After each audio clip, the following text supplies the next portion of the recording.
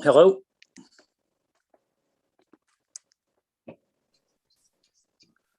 Hello, Counselor. Oh, hi, everybody. I was just wondering if we were. Hi, Counselor Flynn. You know, it hasn't started yet. Yeah, Oh, okay. Okay. I think we're just waiting on the chair. We're waiting Can, on, can any of you actually hear me? I have this new headset. We can hear you. Okay. Come through clear. I think we're just waiting on the chair. Yes. Okay. Okay, thank you, guys. Thank you.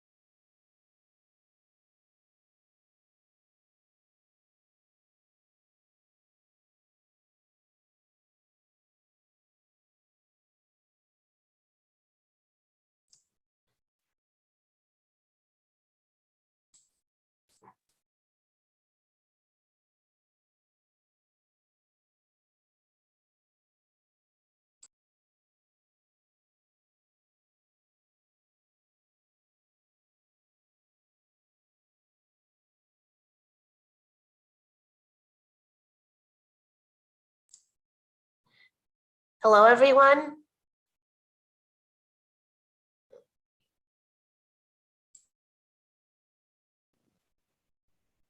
Hello. Hello, Julia. Hi, it's Christine. Chair Edwards is about 3 minutes away. I just wanted to let everyone know. Okay, thanks, Christine. You're welcome.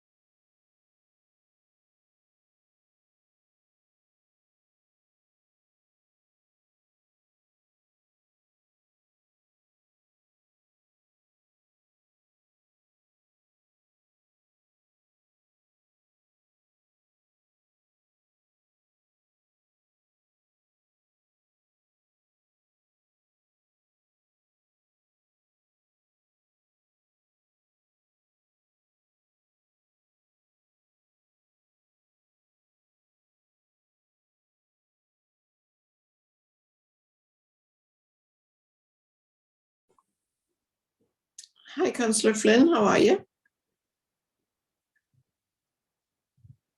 I'm doing good, Liz. How are you doing? I'm doing okay. That's good. So we're going to get an ordinance. This is good. Yeah, this is important. Yeah. So your neighborhood doesn't have too many trees either, does it? No, Your district? yeah, we don't have too many. Trying to make that more of a priority, but so we should talk this week, Liz, about scheduling our hearing as well. Good Yeah. afternoon, everyone. I'm so sorry for being delayed. I just want to get started as soon as possible, and that's my fault. So I'm going to go ahead and gavel in and just do the opening remarks and turn it over to the administration or the lead sponsor and the administration. Good afternoon, everyone. I'm City Councilor Lydia Edwards, Chief of the Committee on Government Operations. It's Tuesday, August 24th. 2021, and we're here today for a virtual hearing on Docket 0858 Ordinance Establishing Protections for the City of Boston Tree Canopy.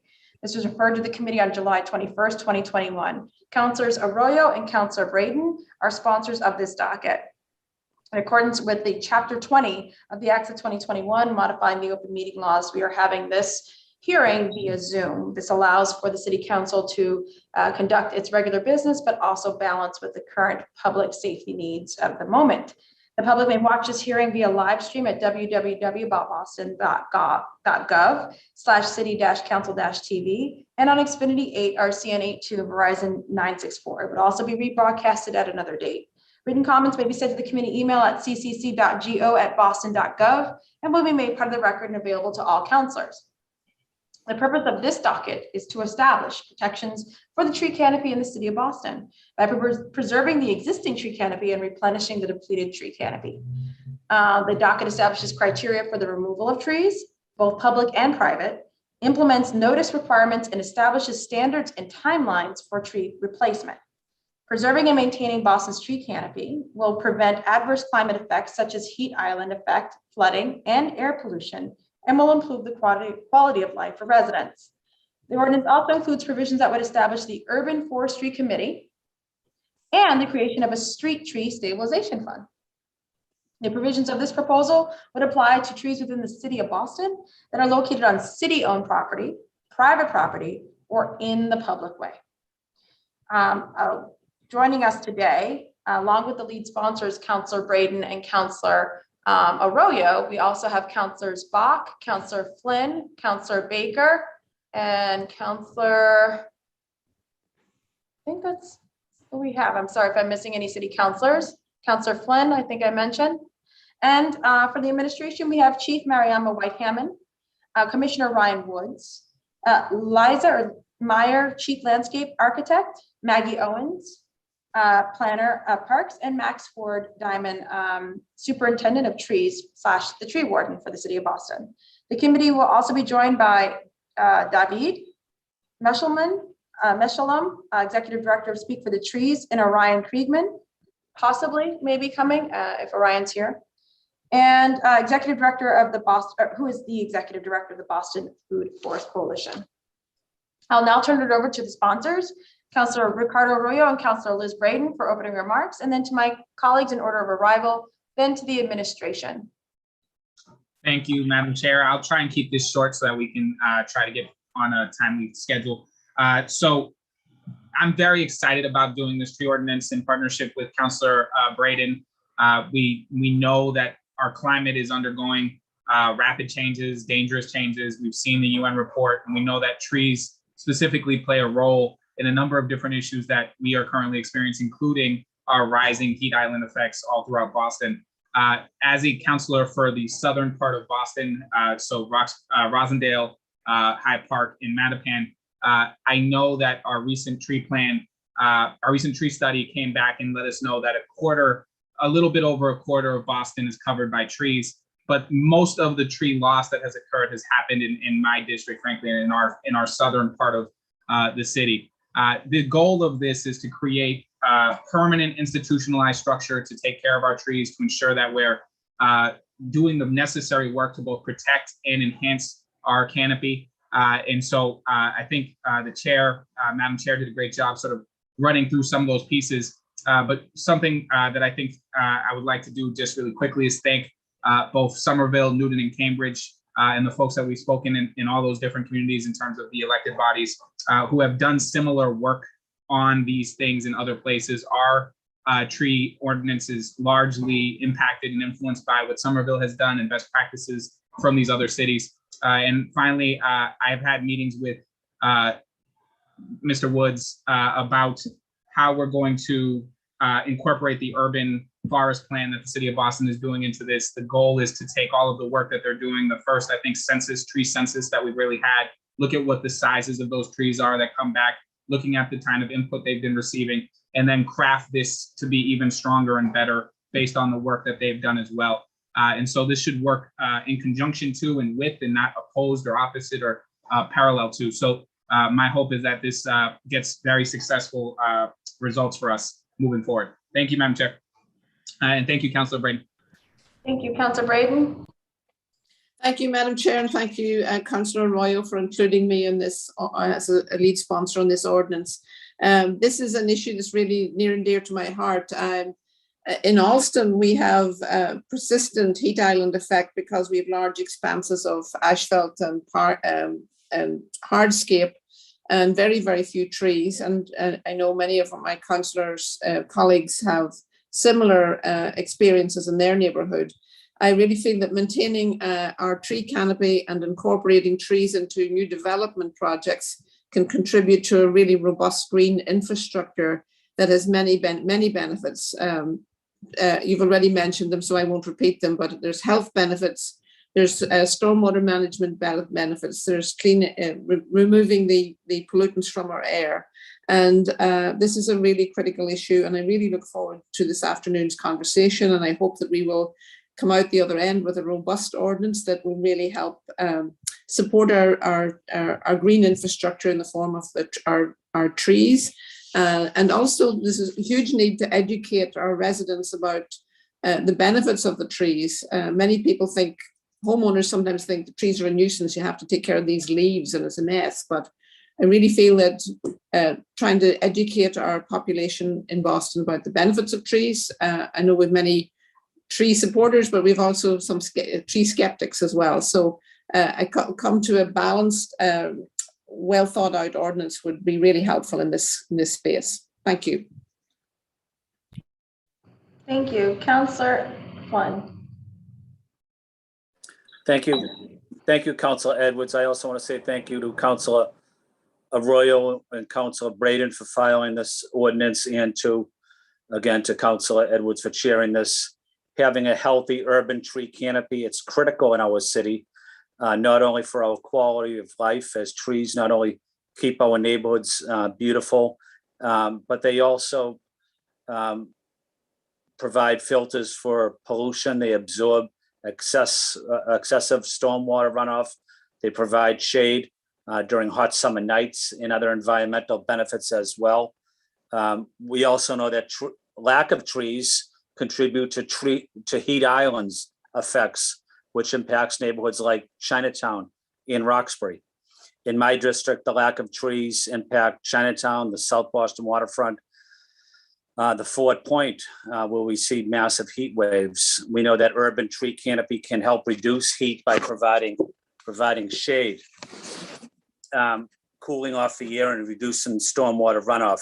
As we face a challenging climate that would bring us more heat waves, we need to preserve our precious trees. I have worked closely with groups like Mothers Out Front on the issue of gas leaks, and know from our walks throughout the South End that gas leaks negatively impact and kill our trees. I have also filed a hearing order to discuss the process of tree removals in the city with Councilor Braden. We hope to have that over the next 30 days or so. So I'm glad that this ordinance is being discussed here, and looking forward to supporting it. And then just as a brief note, the historic districts in many of the cities and many of the neighborhoods also have an impact on trees as well. Some of them actually limit the number of trees in a historic areas. So let's discuss that. I know that's the case in Fort Point, and I believe it's also the case in the Bay Village area as well. Thank you, Madam Chair, and thank you to my city council colleagues, but also to Commissioner Woods and his team that do an excellent job on this issue. And to Councillor Bach. Thank you, Councillor Edwards. And I just want to echo everyone's thanks to Councillors Arroyo and Braden for focusing on us on this and really focusing on, you know, that fact that I think has started to become common knowledge amongst us on the council, but not necessarily out there in the world, that a huge amount of that loss, as Councillor Arroyo said, that we've experienced of trees has been private property trees. And so we need people to understand both the real significant public goods and positive externalities of planting trees and keeping trees, and also the negative externalities of losing them. And I think the time has come for a more codified process around this. I do want to say, and actually, but very grateful to Councillor Arroyo for flagging this as well. I'm lucky to have a number of tree advocates in my district, and I had heard from them initially some anxiety about, you know, we've got this process ongoing with the Parks Department, and we feel like they've included us, and we want to make sure that those conversations don't get cut off by the council's conversations. But I think you know, Councillor Arroyo and I are on the same page that, like, what we want here is to harmonize these conversations. And I know, and I just want to express my appreciation to the Parks Department, because I feel like I've been following this process for a while. And frankly, for a while, the city was sort of talking about, we were launching this urban forestry planning process and we were going to have a committee, but we really weren't there. And I feel like now at this point, what I'm hearing from the folks involved on the advocate side is really feeling like you are in the thick of it and you're doing this work. And so grateful to you for that. And happy that we as the council can join this conversation, but really, you know, make sure that it's a harmonized one that gets us to the right place on the right timeline. So thank you, Madam Chair. Thank you, Councillor Baker. Thank you, Madam Chair, and also the sponsors for putting this forth. I've been a tree person my entire life, come from a long line of tree people, pun intended. I've planted multiple trees myself. And just, I'm thankful to be here on this one here. I just want to make sure that we have a lane for the existing trees and how do we maintain those. I live up by abut Savin Hill Park, and we have a number of old oaks that could use some maintenance. So the plan with, you know, planting more trees and how do we get more canopy, but also what are we going to do for our existing trees, those heritage trees that have been providing shade and coolness for neighborhoods for 100 years or more. Excited about this and just want to be supportive and thank you for all coming. Thank you, Madam Chair. Thank you. And I'll just conclude. I'm excited about this conversation, codifying a real way that prioritizes trees in a city that is forever growing and developing. If we don't, we will see what is happening in East Boston, which is #1 for the lack of tree canopy. I would say we're the baldest neighborhood, and Charlestown is #3. And so we are dealing with that. We have the heat island effect. We have concerns, honestly, about asthma rates. And I do know that if you prioritize trees, you're prioritizing the health of the community, not just the aesthetic quality. I think that as we develop, we have pushed and changed our standards for how we build in this city with Berto yesterday, with the zoning amendment to make sure we're trying to integrate and be more equitable. This is only part of that same conversation, how trees belong and will grow and will flourish in the city of Boston. So I want to give a shout out to, I think it's Noah and East Boston Main Streets for actually handing out little saplings for us to plant trees and helping us understand how to grow our own trees on our private land. I think that I'd love to see the city continue to increase that. I want to thank ACE, Speak for the Trees, Mothers Out Front, and several other harbor keepers and other, I think, organizations that are push for environmental stewardship in our next generation as well and leadership. So I'm now going to turn it over to the administration. And then from there, if it's okay with the lead sponsors, we might go, they're going to have a deck, and then they each might have some comments. We can go to the two advocates right after, and then perfect. Okay. So turning it over to the administration, we have up, we have up first, Chief Mariama White-Hammond. Good afternoon.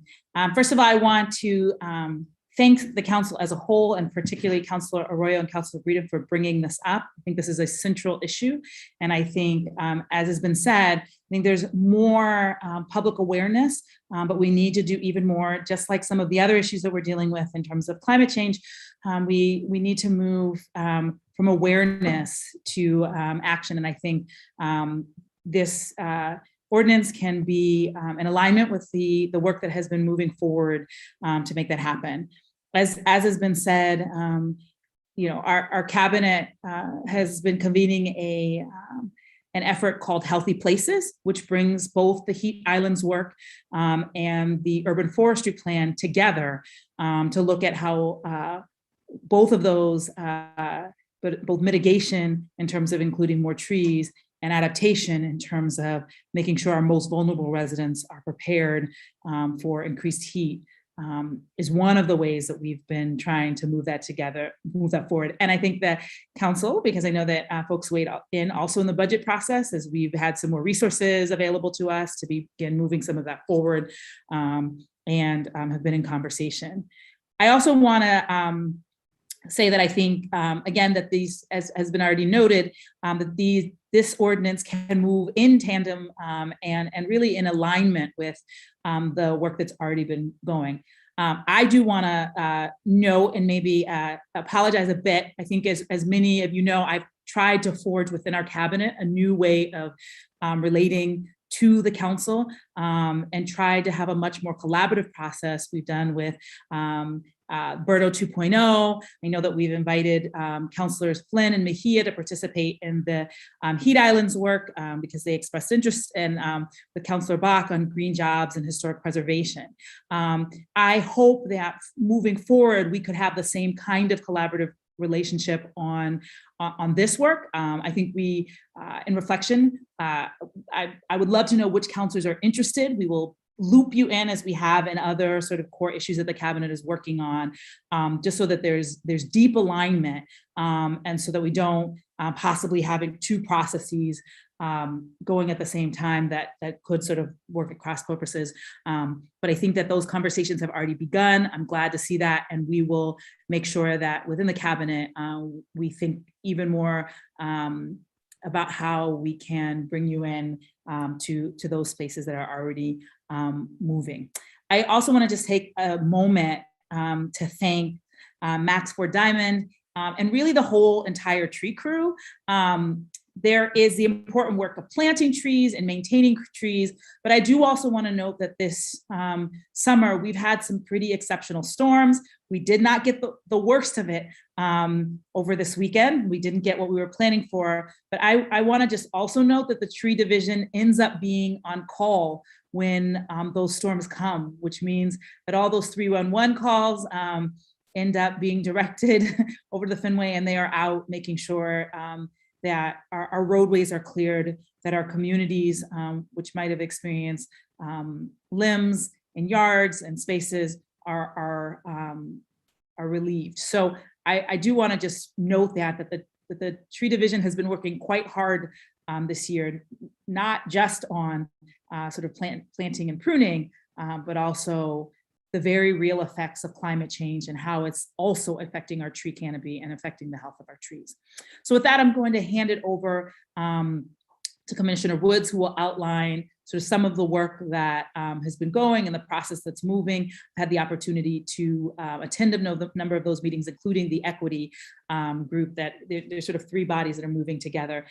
Really thankful, just want to say a note of deep gratitude to all the community groups who are serving and giving of their time in the evenings to sort of help us think this through in a way that is both acknowledging the importance of trees, but also doing so in a way that really embraces equity and makes sure that we bring community members in so they experience it not as a sort of punitive measure, but as an invitation to participate in the protection and nurturing of our tree canopy. Thanks, Chief. For those that don't know me, my name is Ryan Woods. I serve as the Parks Commissioner for the City of Boston. The Chief called out some of our staff. We're also joined by Liza Meyer, who's on for our Chief Landscape Architect, Max Ford Diamond, the city's lead arborist and the tree warden for the City of Boston, and Maggie Owens, who many people have been working with. She is our planner, and she's been running the process for our urban forestry plan.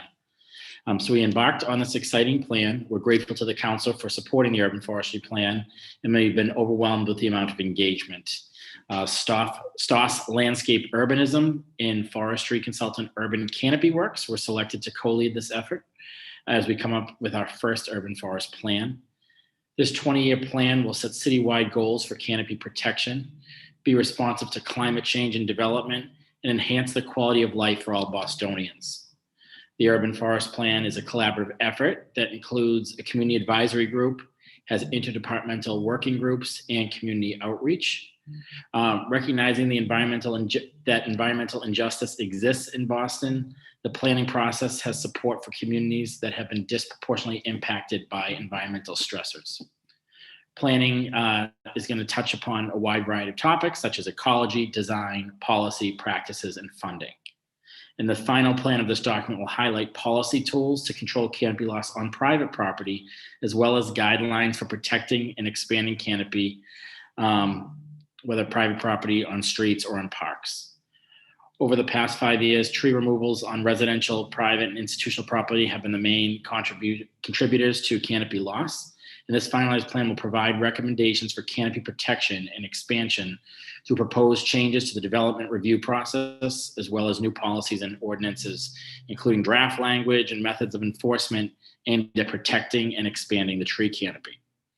We believe it's incredibly important for ordinances to be drafted in ways that are clear, enforceable, and equitable. So together, the Urban Forest Plan is doing the work that outlines our goals for the urban forest and the real challenges in accomplishing those goals. Together, we'll come up with ideas and strategies that expand and protect trees in a way that is implementable and that addresses historical and continuing injustices. The goal is then to have our collective work inform these policies for real, enforceable, lasting change. So it's our hope that we'll have these suggested policies this spring for the administration and council's review prior to fiscal year 23 budget time. The city does have a tree warden who I'm going to pass this off to, Max Ford Diamond. He holds monthly public meetings to review applications that people submit for street tree removals in the city sidewalk pits. Any trees that deemed dead, diseased, or hazardous are removed after inspection by our certified arborists. And I'm now going to just pass it off to Max to explain our current process, how things work through our Chapter 87 process. So Max, passing it off to you. Thank you, Commissioner Woods. As everyone has said, and if you do not already know me, my name is Max Ford Diamond. I'm the tree warden and city arborist for the City of Boston. Thank you for inviting me here today to discuss establishing tree protections for the City of Boston's tree canopy. The good news is that there are measures already in place currently to protect trees within the right-of-way in the City of Boston. The principal law that governs and guides tree wardens in Massachusetts is Mass General Law, Chapter 87, which dates back to 1899 when horse and carriages were known and used instead of cars. These mandates include all cities and towns in the Commonwealth of Massachusetts to have a tree warden who is responsible for trees within the public right-of-way. As tree warden of the City of Boston, I have the responsibility under Mass General Law, Chapter 87, to protect and oversee the care, maintenance, planting, and sometimes removal of the almost 40,000 street trees planted within the public right-of-way in the City of Boston. I myself am a Massachusetts certified arborist, tree risk assessment qualified arborist, and a Massachusetts certified pesticide applicator, along with many of my colleagues who hold these same credentials. As tree warden, I am both the manager of public trees as well as their advocate. It is my duty to not only protect the trees, but where necessary to protect the public from trees, as Chief White-Hammond said earlier. Myself, along with Chief Landscape Architect Liza Meyer and the Executive Secretary of the BPRD Commission, and in the past, 2 deputy tree wardens, along with the Commissioner Ryan Woods, make up what we would call the tree board. As Commissioner Wood stated previously, we hold monthly tree hearings as outlined in Chapter 87 at the first Thursday of every month. Public hearing notices are placed on trees 2 weeks prior to the hearing taking place, as well as in local newspapers. As Commissioner Wood said earlier, tree hearings are only held when a proponent requests to remove a live and healthy public shade tree that is usually hindering them in some way from completing their desired project end. Proponents requesting hearings for a variety of reasons, including installing driveway curb cuts, constructing new homes or businesses, or in some cases for public improvement projects, including reconstruction roadways and sidewalks. The holding of such hearings does not mean that the tree or trees will be approved to be removed. However, if they are, we do require reimbursement based on the diameter of the tree to be paid into a tree fund in order for the City of Boston Parks Department to make up for the loss of canopy with nearby new tree plantings. It is also my duty as tree warden to investigate the unlawful cutting, removal, and damage of public shade trees, and with the help of the law department, to find whomever is responsible for such damage in order to recoup the value of such canopy loss. I thank you again for inviting me to this. I hope I've helped shed some light and clarity onto the hard work that the Urban Forestry Division does every single day, and to my colleagues to ensure that a healthy and safe tree canopy for the residents of the City of Boston. Thank you. Thanks, Max. We now have Maggie Owens, who has our slide deck to show us. Sure. I'll be sharing my screen. Just double checking. Okay, sure. All right. One moment.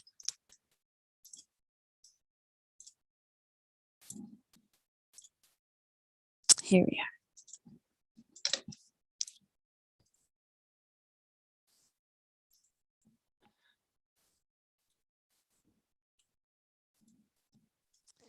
Yes, so thank you for having me. It's exciting to be here and to have these conversations. Before I dive into everything, as the chief mentioned, as you all know about, thanks to your support, we've got the Healthy Places effort.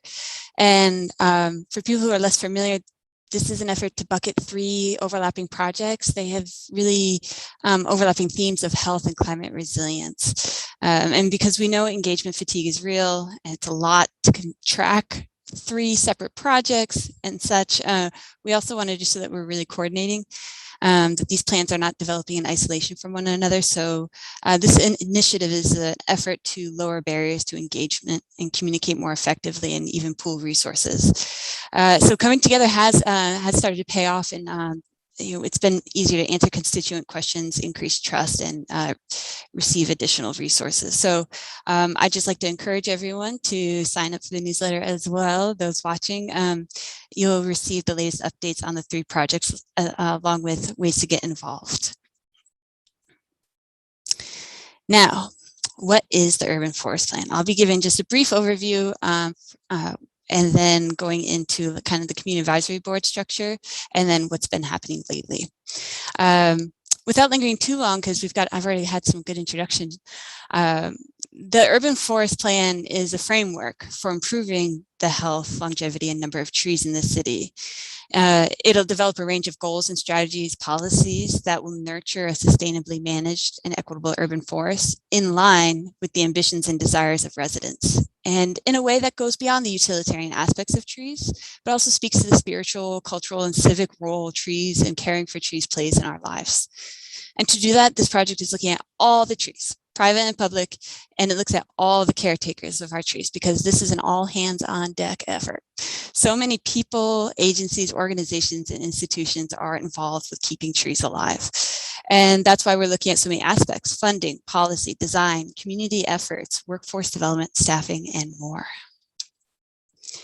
And we're looking to do that all from the foundation of equity and environmental justice, rather than considering it as a component of our work.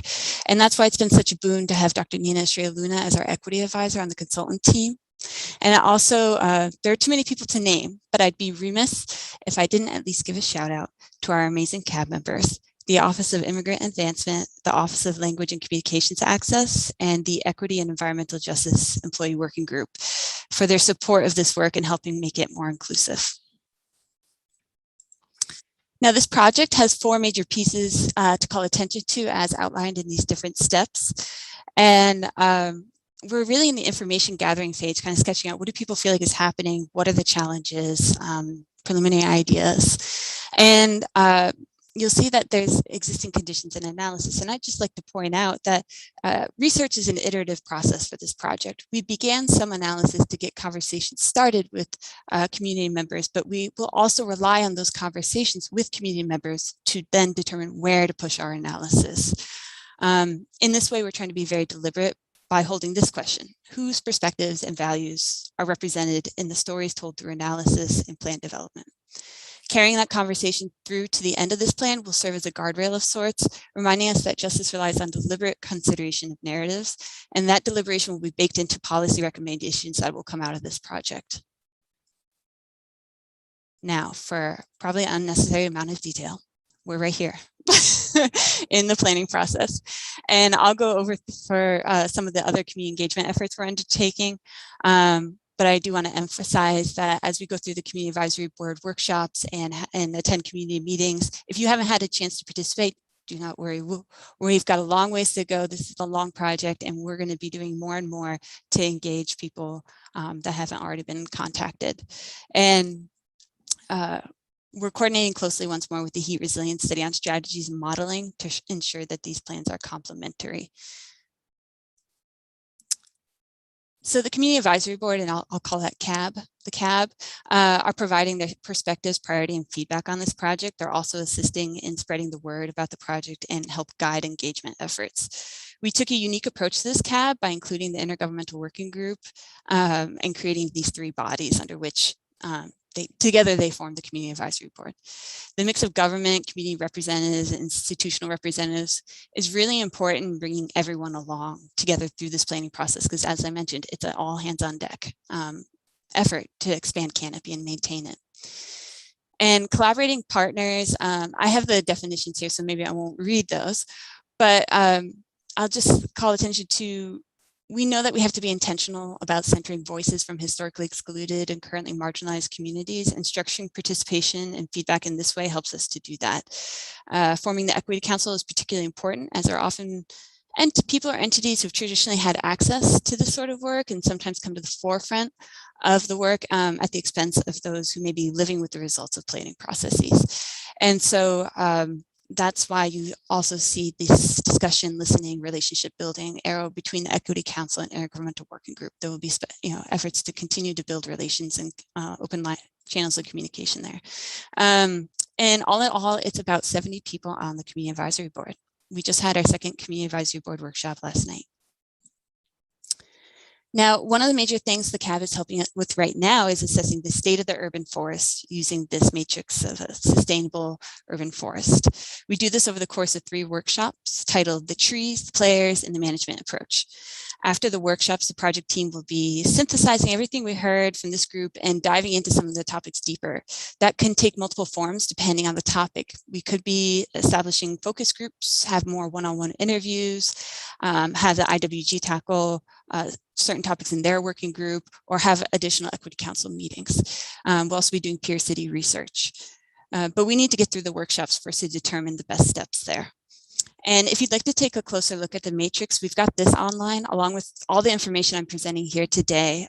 We'll be posting CAB 2 notes, including the results for the second part of the matrix highlighted here online. So what's happening now? The CAB is a major part of the project, but we've also got other updates. So the public street tree inventory is complete and undergoing quality control review, which is very exciting. And we, as mentioned, have begun the forestry analysis, but we're looking for more community input as well to help guide that. And then we're also gathering all the information. What are our current operations? What does our financing look like in the past? What is our staffing? Those sorts of things that really make something implementable or not. And I'd just like to shout out to this photo voice effort. Please be sure to visit our website and maybe consider telling your story about how trees play a role in your life, and what they mean to you. We want to make sure that we're capturing all the different ways in which trees matter to you. And the work that we're doing as part of this project is already being used.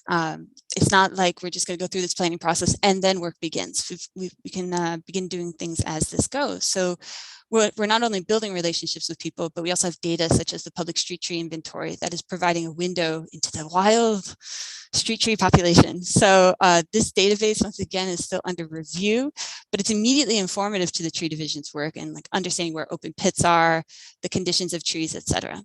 And the image on the left-hand side is from a post back in May when the street tree inventory was in progress. And at that time, we began to get a sense of biodiversity.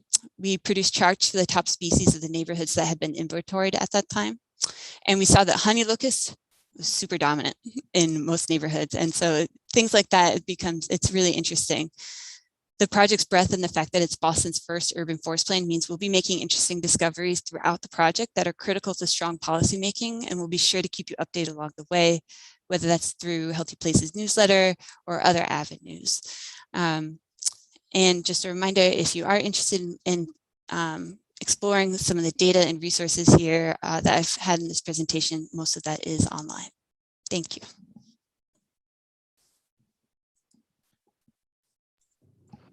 Thank you. To the administration was Liza, or the chief landscape architect, was she going to be presenting? I'm all set. I'm just here to answer any questions as they come up. Thanks. Okay. Thank you. It's our presentation, Madam Chair. Thank you so much. I will now turn it over to two advocates. Or I don't know if Orion is here, but I do see David from Speak for the Trees is here. So I'll turn it over to David. Thank you. I wanted to thank everyone for inviting us. My name is David Meshulam. I'm Executive Director of Speak for the Trees Boston, a nonprofit organization focused on tree equity in the city of Boston. I want to just take a moment to thank the counselors here, especially Councilors Edwards, Arroyo, and Braden, for inviting me and for convening this important meeting to discuss a proposed tree ordinance in the city. And I also want to just give a shout out to all of you who had a chance to visit with our teams this summer. It was a wonderful program. You brought so much to the table. They learned so much. And where's Max? Is he still here? Max, they just love spending the day with you out in the field and really appreciate all your time. So as you're well aware, trees are a critical component of Boston's infrastructure, providing innumerable benefits to residents of the city. It's especially critical that we preserve, protect, and grow Boston's forests as we deal with the consequences of climate change, including hotter summers and increased rainfall. Trees further improve the quality of all Bostonians' lives through reduced air pollution, building a sense of community, and reducing stress. And I'm sort of preaching to the choir here, but as you know, according to the city's own analysis, over the past 5 years, Boston's tree canopy coverage has remained relatively stable at 26% or so. But this number masks an inequitable distribution of canopy across the city, with some neighborhoods having almost 50% coverage, such as West Roxbury, and others having coverage in the single digits, such as East Boston, as Councilor Edwards shared with us. Furthermore, the latest LiDAR analysis has shown that the canopy has changed differently in different parts of the city. Hyde Park, for example, has seen a dramatic decrease in coverage, and the change also depends on land use type, with trees on the right of way, thank you, Park Department, making up for most of the loss we see on private property. With the city's urban forest plan underway, and I'm a member of the Community Advisory Board, thank you, Maggie, for all your work on that. In the coming months, we're going to learn much more about the state of the city's urban forest and how we can protect it. Now, to ensure a strong urban forest for the next generation of Bostonians, we'll need to plan, maintain, and commit to our trees. I think we all agree on that. And one thing is clear, a strong ordinance will be required to ensure that Boston's urban forest remains healthy, equitable, and diverse for decades to come. Other cities across the state and across the country have crafted ordinances to protect their trees, and Boston should too. Now, this process is really an exciting opportunity. The Department of Conservation and Recreation at the state level has a review of ordinances across the state. And in its opening paragraph, I'm just going to read from that. It recommends that the process begin, quote, with some soul searching and information gathering. What are the goals of the community? What are the needs? What are the issues that a tree ordinance could clarify? What resources does the community currently have? So as we embark on these efforts, we too must grapple with these questions as we develop an ordinance that speaks to the unique challenges and opportunities facing Boston. And to help us move forward today, I've included links in my printed remarks that I'll share with you that can serve as blueprints for how we might proceed. But for the remainder of my time, I'd like to jump into the weeds, so to speak, and provide a few first pass suggestions regarding potential places where Councilor Arroyo's proposed ordinance might be improved. So first, we need to better understand what is happening in Boston's urban tree canopy. The city's UFP will provide data that should inform and drive the priorities of any ordinance. Where is loss happening and why? What are the other social, racial, and environmental justice issues that play out the neighborhood where tree is located? Similarly, where in the city should tree preservation and replacement take place? The ordinance needs to be driven by data in a way that speaks to the current needs of the city and prioritizes certain areas depending on demographics, heat island, and environmental burdens.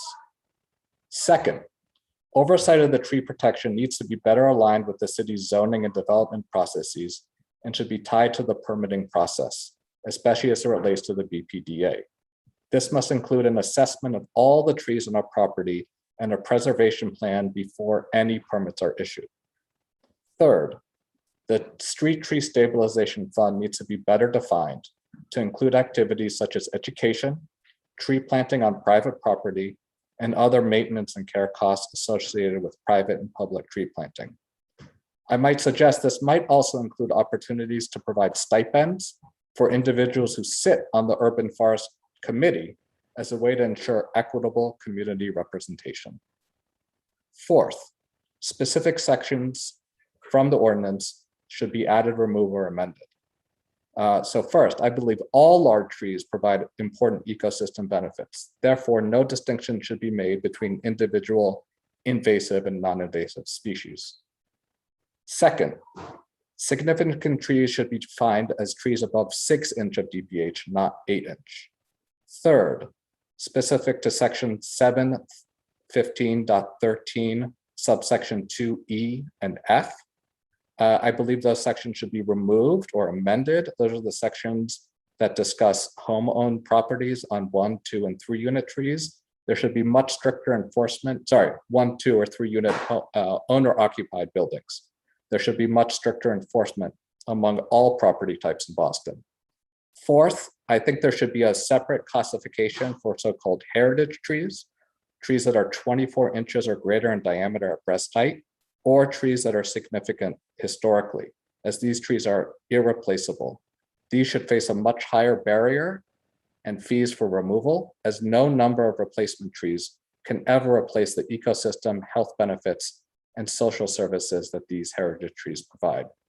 Fifth, the fine structure for replacement and fines needs to match with scientifically quantifiable benefits provided by each tree, the size and scope of the development project, and the harm being done to residents. And I'm referring here to section 715.13, subsection 6A.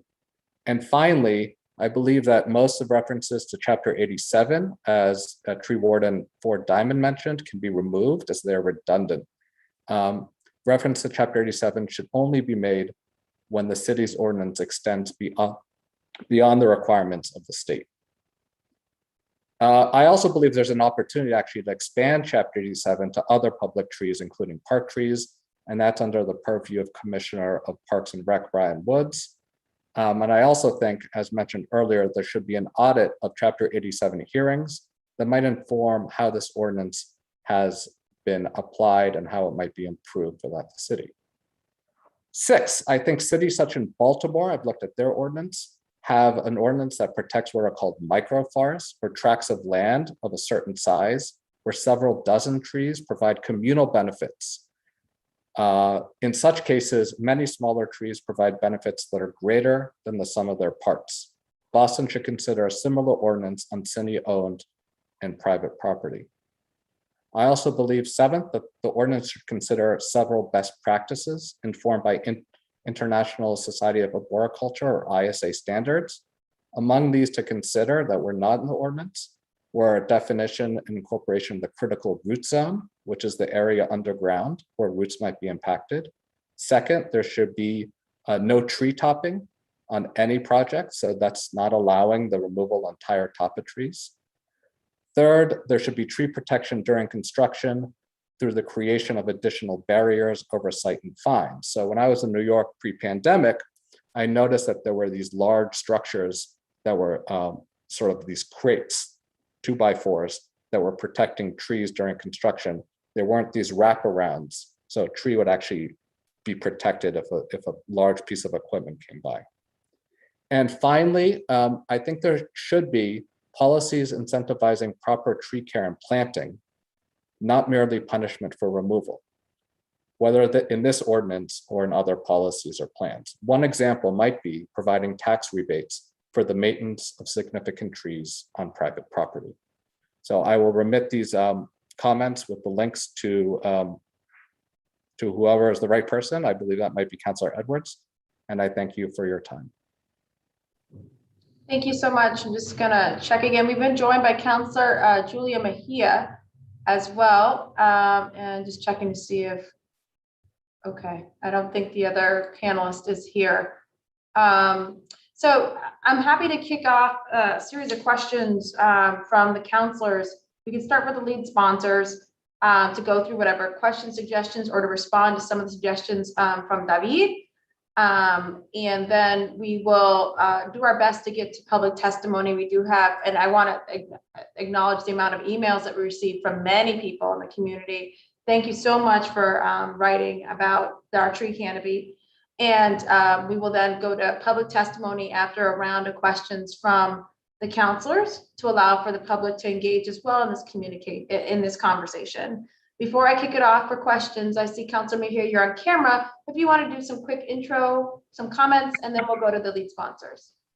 Yes, no, good afternoon. I don't want to take up too much of the time. Just want to just note for the record that I'm in full support of this initiative, and I am highly encouraged that we're looking at this with an equitable lens. And so looking forward to not only listening in, but figuring out how, as an office, we will be able to support this moving forward. So thank you so very much. Thank you. Councilor Arroyo, then Councilor Braden, I would think for questions, and then we'll just continue on in order of arrival. Thank you, Madam Chair. And I want to thank the panelists. Thank you, David, for those suggestions in terms of ways we can incorporate and do this. For folks that are listening, for folks that hear this later, for folks that are going to comment, the goal here is to have this hearing to discuss why this is important, why we need to do this, and ways in which we can strengthen it. Eventually, we'll have working sessions to strengthen the actual language and edit the language in ways that we think make this a better, stronger, more equitable ordinance that actually achieves the goals that we're seeking to do. And so that process will happen. And the goal is to have that happen in partnership with the urban forest plan that we're currently conducting in the city of Boston, so that we're not later having to go back and change that, as well as the fact that the urban forest plan has done some really, as Councilor Bach noted, some really good outreach into communities and folks that are actively participating in that, who would like to have what they're saying in those meetings matter here. And I want that too. So we'll be doing something like that in partnership. So thank you all for that. And I appreciate the strong suggested language is that not just you presented, David, but we've received emails for the last 2 weeks of folks who have things that they would like to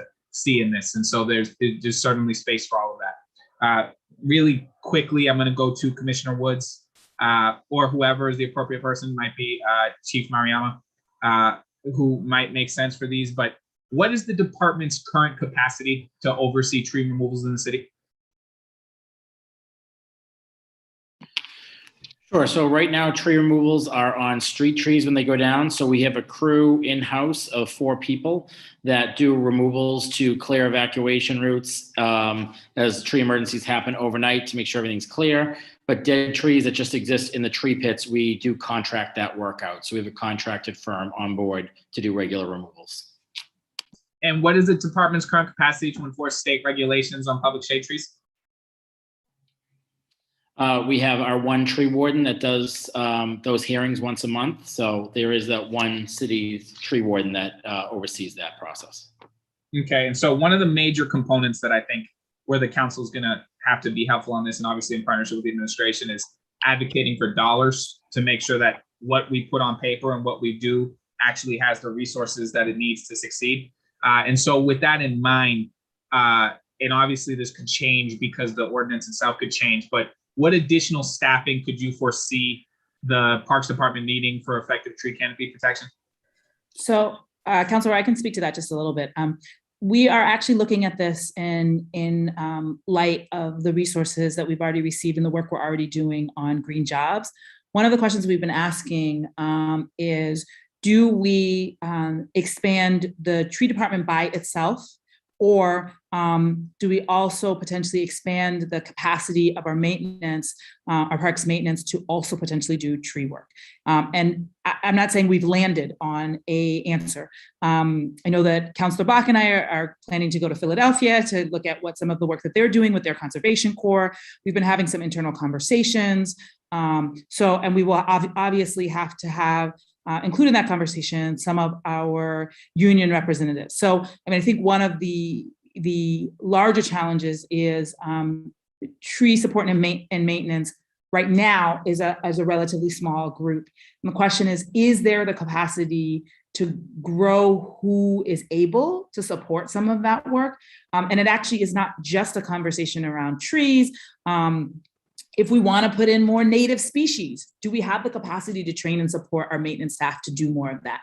But I do want to note, we can't do more with the same number of maintenance staff we have. So we've begun some internal strategy conversations about what we want to bring back both to the mayor and to the council in terms of budget for next year. But our tree staff is overworked, but so is our maintenance staff. And so during the summer months, I mean, everybody's on overtime all the time. That's not a functional way to sort of move forward some of the bigger sort of pieces of maintenance and other pieces of work that we need to move forward. So I think the question of how we get to a greater level of maintenance is an internal conversation. Like, we haven't even finished talking with our key staff. I can say, no matter what, it will take more resources to do it. The question is, who do we have do it? How do we support that work? Because it's also true in cemeteries, for instance. They have outside contractors. In many instances, we are using outside contractors because we just do not have the internal staff capacity to do any more than what we're already doing. But how to do that best. And one of the conversations I have to have with Max is, Max, what would it take to really train people to be able to do it? What level of work could maintenance staff potentially do? And then what level of work would dedicated tree staff have to do?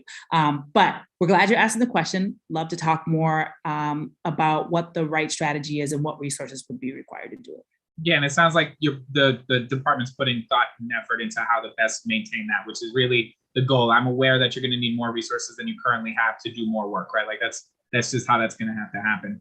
I think I have more questions here, and I guess it really I kick it to the chair. Would you like me to I have another 4 questions to ask, or I could do a second round if you want to go through the council. Yeah, let's go through the council. I don't know that everyone has as many questions. Allow for folks who may have to get on and off, and then I'll come back to you before we go to public testimony. Councilor Arroyo. Perfect. That works for me. Thank you, Madam Chair. Okay, Councilor Braden. Thank you. Doing a little research on this, during the Menino administration, there was a commitment to plant 100,000 trees in Boston. And I think they didn't reach that target. But one of my big concerns is that we are planting trees, and are we doing an audit of how the survival rate of the trees that we're planting, and then some sort of a forensic post-mortem on what were the contributing factors to why the tree didn't survive? I know there's some concern about gas leaks, but what's your thinking on this at the moment? I'll start and then I'll pass it off to Max. I can say, yes, there was a commitment back, I believe in 2007 from the Menino administration to plant 100,000 trees, mostly on private property. Having people plant trees on their own property to try to reach those goals. And we've moved now to look at the canopy as a whole instead of looking at individual numbers of trees planted to work on that. We do now, with this urban forest plan, we have our first full assessment. So we know what kind of street trees we have, what species they are, what size diameter they are, what condition, is it good, bad, diseased, hazardous, et cetera. So that's the first time, council, we've even had that information. So now I think we do have that list that work off of. And as a tree dies or gets replaced, we have a working database where we can fill in that information. I'm gonna deflect to Max though. I don't know if we have information post-mortem on or causes on that. On trees. It's hard to specifically say the causes of mortality of every single tree. We don't have a budget to do soil samples. We don't have the proper tools to do a lot of these tests, whether they be tissue samples of the trees. You know, if you want to check for gas, then you need to have the machines possible to do said work.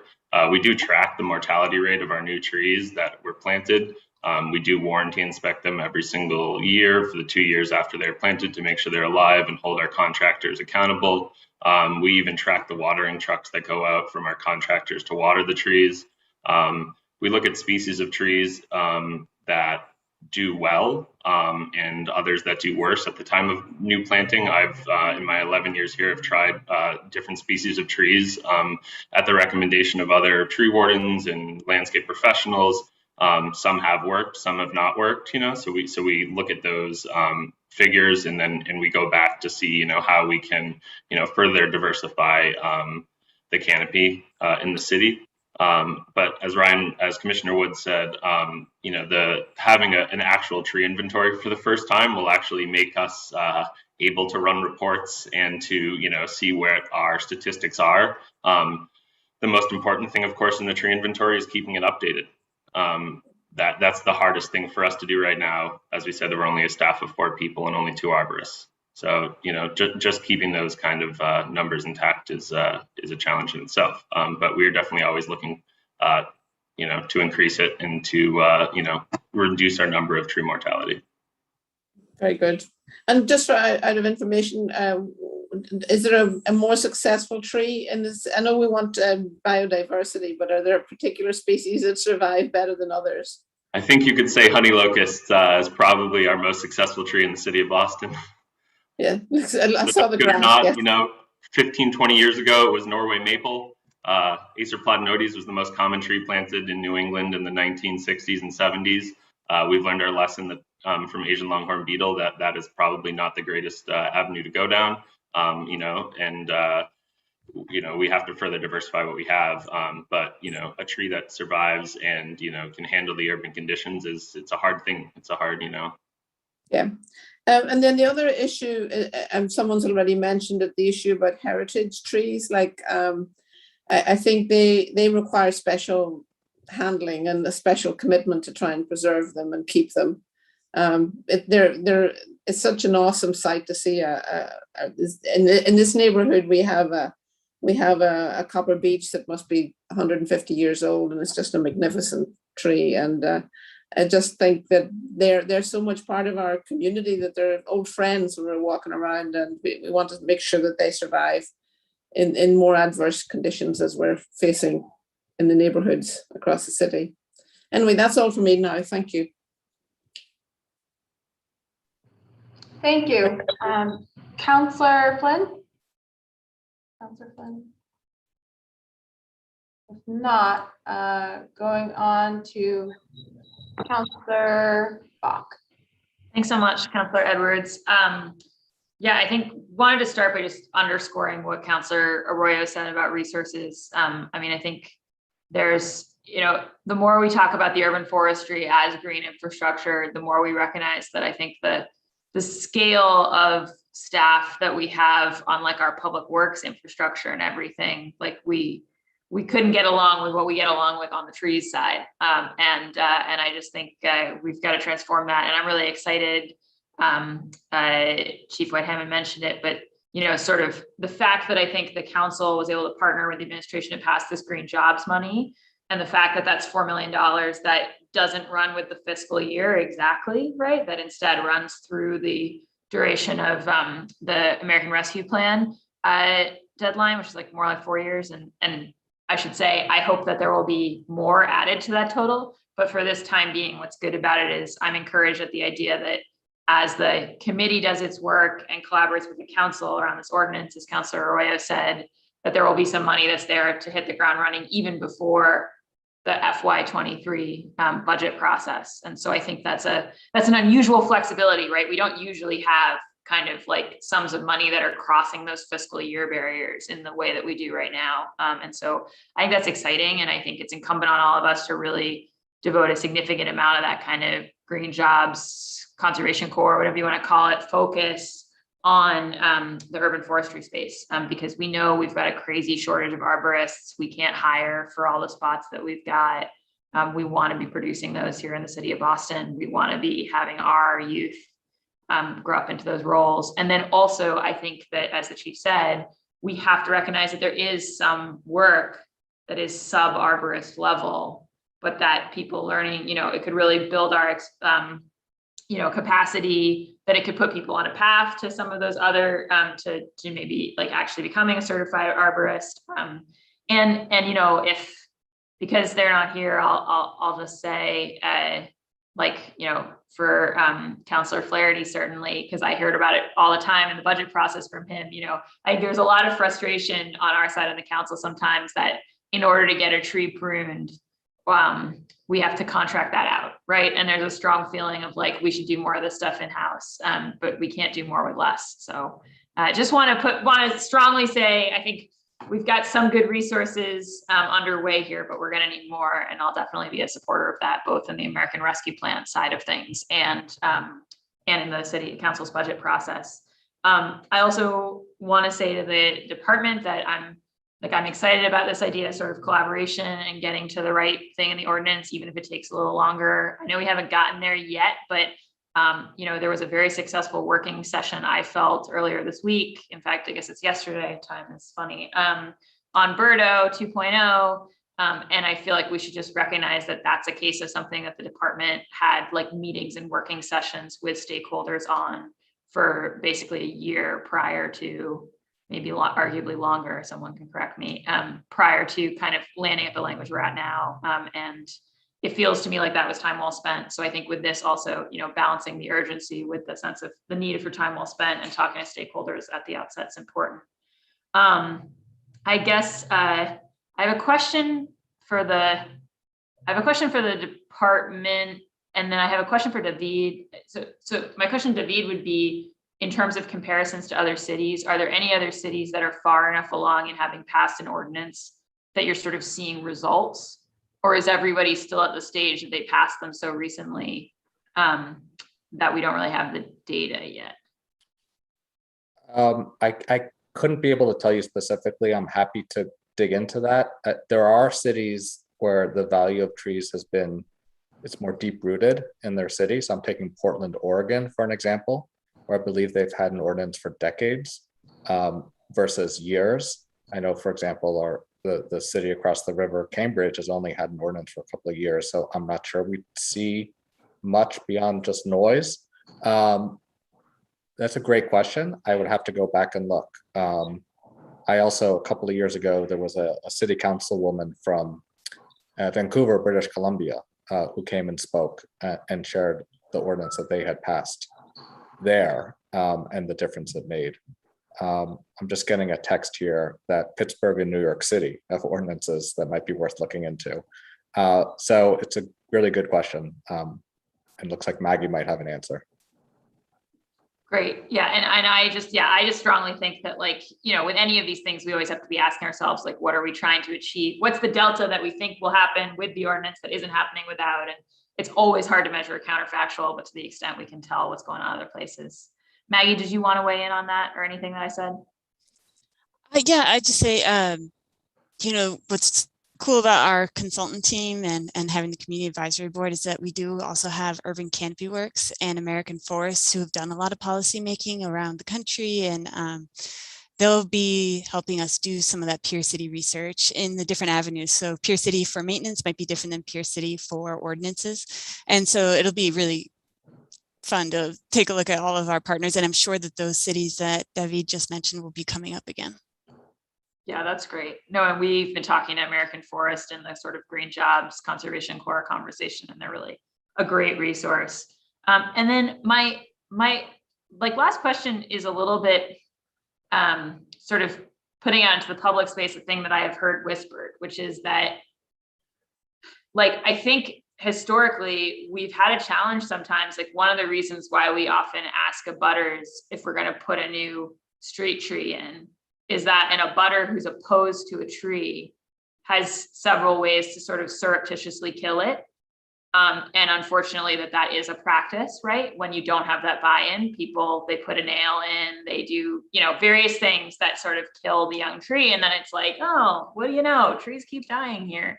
And I guess it would strike me that we probably are dealing with a similar challenge in legislating around this, in the sense of needing to think about how do we do things that are stern enough that they really incentivize and drive the right behavior, but do not drive folks into a sort of surreptitious approach to getting rid of their trees. And I wonder if anybody on the parks team or anybody can sort of speak to that concern.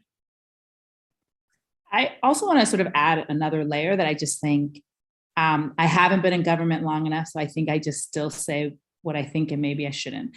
I also think there is a challenge to making sure we get this right, so that lower income communities and communities of color do not experience this as what we often do as a racial and class issue. And so I do also want to know the other reason to slow down and get this right is that we have a really great group of people on our equity community advisory board. We need them to be the voices around this, because otherwise people will experience this as the tree huggers.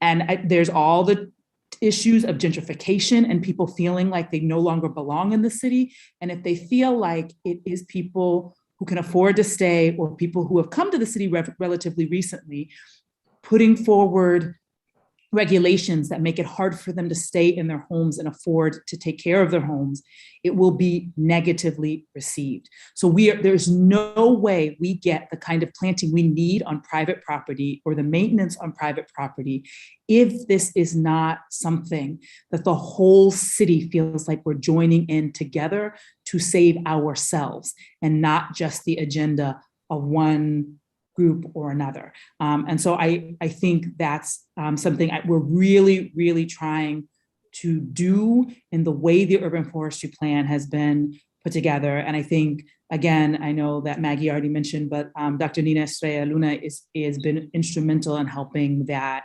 happen. I was really, I was in the subgroup. We had breakout rooms and people had to look at different questions. And I was in the Spanish speaking group. And it was really exciting to talk about, like, people have these conversations about what in our culture can we like revive that already values trees. How can we actually ask people to tap into that? What can we do? We talked about even things like naming trees, or naming the fact that some of the biggest work to make sure that nature is valued legally as a part of sort of humanity, and given the kinds of rights that unfortunately in this country we give to corporations. But it was in Latin America that idea of honoring the rights of nature was started. And how do we make sure that we are putting forward those indigenous voices, we are putting forward those voices of color, so that when people hear this, it does not play into another narrative that potentially causes us to move away from the kind of work that we need. So I think I just want to thank the folks that are at the table and name that they are thinking expansively about how we do this in a way that every part of our city feels engaged, that it's culturally appropriate, and so people don't have incentives to sort of cut the tree down and say, well, send me a bill, right? That people together, we really want to value, protect, and amplify our canopy. Thanks so much. Thanks so much, Madam Chair. Thank you. Councillor Braden, your hand is raised. Did I skip you unintentionally? I don't want to jump in before anyone else who hasn't spoken has had a chance. Okay. But I think that brings, to follow on from Chief Mariama's comments, I really feel that there's an important piece of this is education about the benefits and the value of our tree canopy, and starting at the young age, having kids plant saplings, and one place is schoolyards. Like I'm always struck at how desolate and how some schoolyards are without a lack of shade trees. I grew up with schoolyards that had large chestnut trees, and there were wonderful spaces for kids to play and learn about nature. So I really feel that there's an education at a very young age, but then through our high schools in terms of career paths, and then there's also an education for the broader adult population that may not be totally aware about the incredible benefits of our tree canopy for mental health and for environmental sustainability and just sheer livability in an urban context. So, and then the other issue I wanted to really emphasize. Councillor Bacon, there's I think a couple more councillors who haven't had. Oh, beg your pardon. I didn't realize I was jumping in. Sorry. No problem. I think Councillor Baker may have stepped away. Councillor Mejia. No, I don't have any questions. Actually, I do. I'm lying. I'm just curious to this whole idea in terms of the equity piece, in terms of looking at the discrepancies in terms of what neighborhoods have more canopies than others. Are there metrics or is there a dashboard? Is there going to be some sort of level of accountability that we're going to be using to track our efforts? And what is that? Yeah, I was going to turn it over. I think it was Commissioner Ryan Woods who talked about the tree census that has been ongoing to help let us know at base where we are, and then how the census and this ordinance can work together. Commissioner Woods or someone from the administration might be able to help understand how we're being held accountable. Yeah, I pass it to Maggie Owens. She can best address it. Thanks. Sure. Thank you. We definitely want to be able to track the success of the efforts, the strategies that we're putting together. And so that's one of the important things about the indicators of a sustainable urban forest and the matrix, is helping us define what does success look like. And when we do that, we'll also know what kind of resources and staffing do we need to figure that out, to track that over time. And so it's hard to say exactly what that tracking mechanism looks like, but it's definitely something that's needed to keep be accountable to the strategies that we agreed on and the goals and visions and dreams that we've all put together. And then I'm also curious, thank you for that, Maggie. Then I'm also curious, just one more question.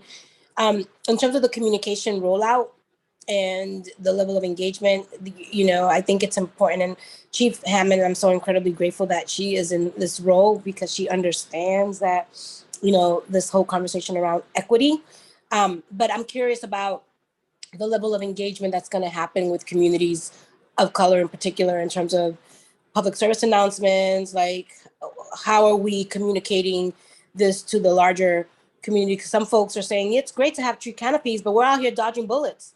And so how can we really enjoy the greenery if we're still concerned about our public safety? And so just kind of like, how are we thinking about the messaging around the intersectionality of public safety and green space, and how these worlds actually support and can help each other if we're having more intentional conversations? So that's the last question that I have. So I can share a little bit about that. So up until this point, the Environment Department has had a dedicated comms person, but Parks Department has not. They have a PIO, but not a dedicated comms person. And we do have someone who does writing. So there's different sets of resources. So one of the things that we've been doing, and we really started over the last month, is actually pulling together all of the communications infrastructure from the Environment Department and the Parks Department, so that we actually can share that infrastructure and actually make it a little bit stronger for everyone. So for instance, Parks has a dedicated graphic designer, Environment doesn't. But Environment has somebody who has more capacity around social media. So the question is, how do we actually combine the best of what both departments have and make that available to the Healthy Places initiative? And they've already done some things, they've already done some help with like putting the website together, et cetera, but we have more capacity now. We hired Stacia Shaputa, who was in the press team, is now leading comms. We've brought in Lindsay Santana, who was at ONS and is now doing community engagement. And so she is connecting with folks also at Parks and trying to share that capacity. So our hope is actually not just for the Healthy Places, but for a lot of the work that we're doing, both on open spaces and on climate change, that we can really step up and increase our ability to communicate with the public and really shape that. And I think I want to also say a quick thank you to those of you who made it out to the Shirley Eustace landmark event on Friday. We did a little bit of a better job than we've done in the past. That was a step forward, and we're going to keep making those steps forward by combining a lot of that sort of firepower that exists between the two cabinets, so that it actually allows us to have a pretty integrated communication strategy. I'm gonna hopefully step our game up just a bit. We just got an Instagram. It's not live yet. We trying to make sure we've got it a little bit more organized. But again, how are we doing a better job across the board and using those resources across the cabinet to reach more people? And we've also increased our language capacity. So we have more language capacity internal to the cabinet. Again, that's going to be a longer term process, but a sort of more folks that are able to support us around language capacity, which again, just allows us to reach more folks effectively. I'm very encouraged by the work, and thank you for all of it. And whatever we can do to support it, I'm here for it. I don't have any other further questions or comments, but just know that you have a partner and a big supporter in this space. And please rely on our office and however we can be helpful. Thank you. So before I go back to Councilor Arroyo with additional questions, and I appreciate the comments and suggestions from David, but I think per what Councilor Arroyo said, we're going to leave the language and the back and forth on that for our working session. I do want to, I guess, make some suggestions and excitement for the overall things that we could address in this. I wasn't sure if you felt this could be part of our job policy, or what jobs you can create from this ordinance in terms of tree stewardship, codifying that part of this enforcement shall be for Boston residents, specifically those who are in the areas of the tree census that lack the most trees. So I'm thinking in terms of equity as we go to implement this. I know we have consultants, I know we have a lot of folks, but making sure that the folks who are grounded in those communities are employed, not just at the table to make suggestions. I mean, really genuinely employed. So just that's the lead sponsors. I hope that could be part of the conversation. I also do want to discuss how we have private and we have public. I was curious how you saw commercial space come in there. When you think of private, I'm thinking houses, backyards, people's individual, within their homes, but how you carve out the hotels that are getting built, or how you carve out on industrial DPA areas that are privately owned but have Chapter 91. Just would like to see some additional push on our coastal requirements, because Massport, for example, is public, private. I don't know what you want to call it, Councilor Arroyo, Councilor Braden, but they developed a great deal of East Boston's waterfront. And there are some saplings I could say they definitely could have done this ordinance would have definitely pushed them to do more. So hopefully there's a push for those, BPDA owned properties. The whole Navy Yard in Charlestown, for example, is under a public-private gray area. So if the ordinance could be call out those agencies, if we can't do anything else, just call them out directly. Maybe under city owned, it's considered, I don't know, the BPDA. So just calling it out. And then finally, just wanted to make sure that I do want to echo some of the suggestions that the penalties could be increased. So I'll just say that again, at 30,000 foot level, we can deal with that conversation in the working session. So thank you for your leadership, both of the sponsors. I want to go back to Councilor Arroyo for additional questions, and then we will kick it over to public testimony to allow for them to come in.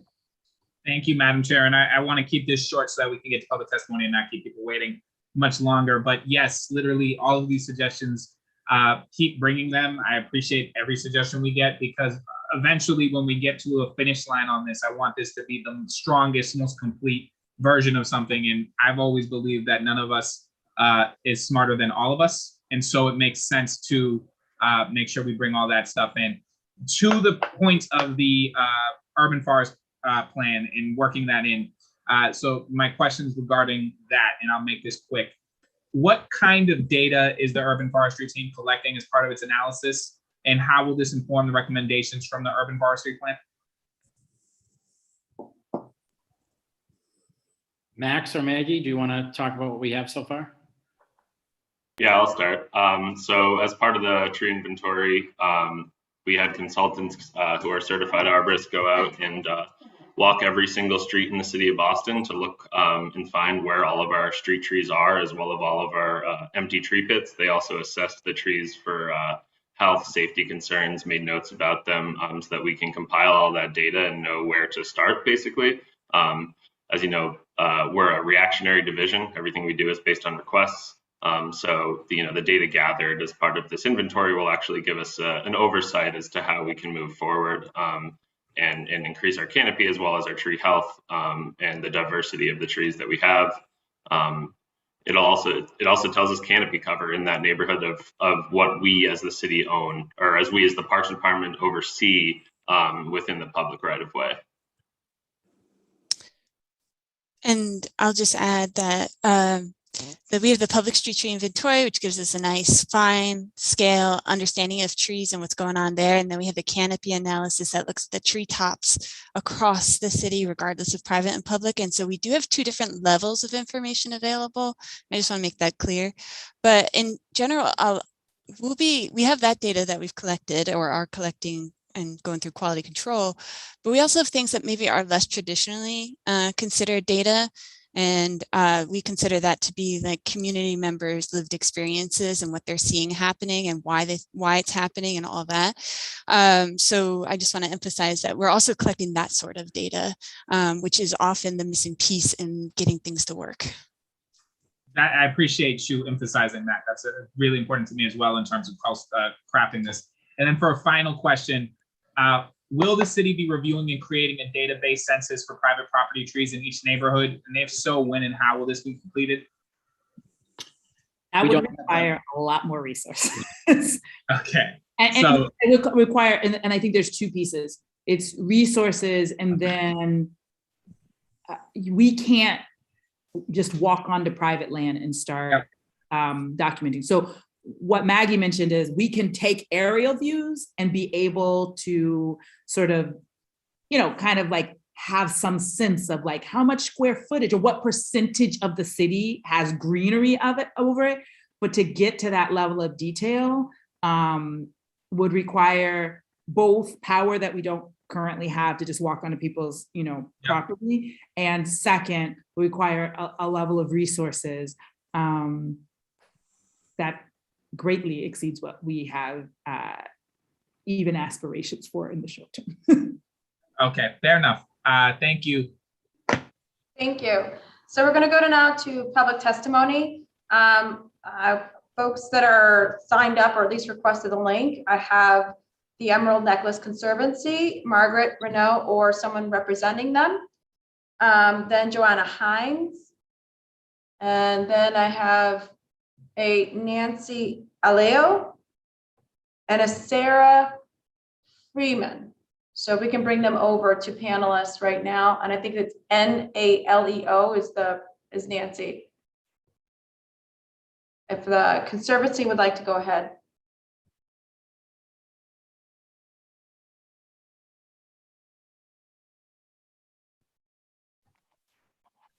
Great. Hi, can you hear me? Yes.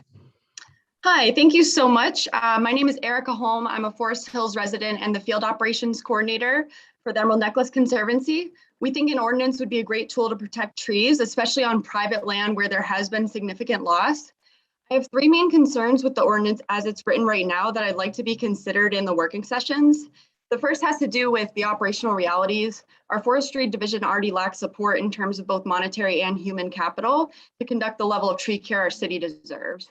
How can we better hire, trust, support, and provide resources to committed natural resource professionals who've dedicated their lives to this in tree protection roles? Before adding additional responsibilities to singular and expansive roles that exist within the Parks Department, don't we need to get those roles better supported? The second is the drafting process and timeline. What models were looked at from other cities? What research was used to draft this ordinance? Can we make that public? Do we fully understand the metrics we should use? So there's tree canopy, individual stems, there's view considerations and acreage. What do those really indicate, and how specifically do we plan to produce those metrics accurately and consistently over time? I'd encourage a thorough review of the ordinance specifics, including evaluating how those requirements will influence the system as a whole, rather than just one metric or another. Another couple points, the penalties and incentives should encourage maintenance of trees rather than payment of fees, and equity should be central to that. And we need to make sure the ordinance doesn't inadvertently prevent or impede environmental restoration projects. For example, if a lethal tree pest is threatening the population, and a best practice would be to remove some of those and replant something else that will be more resilient, that shouldn't be impeded by this. Third, some concerns about the staff term lengths and method of appointment for positions and the committee that were presented. I'm very concerned with the highly political design and the speed of turnover. So a single planted tree could take about 3 to 5 years to fully establish in the urban environment. So having a 3-year tree warden doesn't seem to be long enough to me for a tree that we're hoping will stick around for 100 years. Let's try to get 50 at least on those. And the ideal situation does call for an advisory committee with rotating involvement to ensure diversity and inclusion are prioritized. Absolutely. It also includes long-term, highly committed operational staff, potentially from a green jobs pipeline, who can understand and guide the urban forest over a long time horizon, carry out the vision of the urban forest plan. So we really think it would be important for this to be reviewed and learned about in committee and community before enacting an ordinance. Adds the needed tree protection, but we need to make sure the effort is well planned, well supported, and well operationalized. Thanks.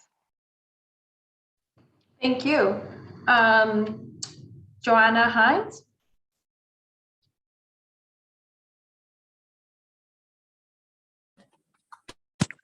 Yeah, I mean, everybody's had great things to say.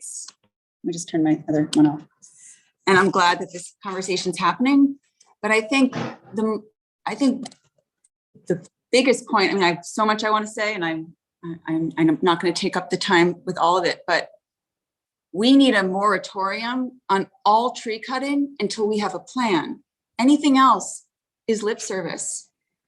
We need a plan before we can move forward with tree cutting, in my opinion. Am I even on this? Is anyone there? I'm not seeing anybody. No, yes, you're on, we hear you. Oh, okay, sorry. I didn't see any picture. You know, it's one thing to say we're going to do this, but developers hear that and they come in with their chainsaws and they try to get it done fast before the plan is done. We need a clear and very concise statement that puts a pause on all tree cutting, particularly or specifically on city-owned land. I would like to know, and I've asked but haven't heard back, how many trees have been approved for demolition by the BCDC and the BPDA board members since the pandemic started? These Zoom meetings are happening at a pace that makes it impossible to stay engaged without burning out. And so within the last I don't know, 18 to 20 months, how many trees have been approved for decimation? And then I'd like to say something else, because there were so many good points made, and so many. But as far as getting voices to come forward, especially those that are already living in, on industry edge, and, kids who have asthma are struggling financially. It's really hard to get people, and especially from public housing developments, to engage on this. And I have firsthand experience. I'm very comfortable saying this. When the local newspaper, the Patriot Bridge, isn't even delivered to their homes. And I can verify that. And when I asked the paperman if that was a new thing, he said, no, we've never delivered it door to door there. That's called discrimination based on income. So you can't ask people to be engaged when they don't know what's going on. You can elect 5 people or select 5 people to say they represent 2,500 residents, but they don't. And that's also verifiable from a lot of the interviews that I've had with residents from the Bunker Hill Housing Development, hundreds. I have a few questions. One is, what is the plan for the trees that are on the chopping block but haven't been chopped down yet?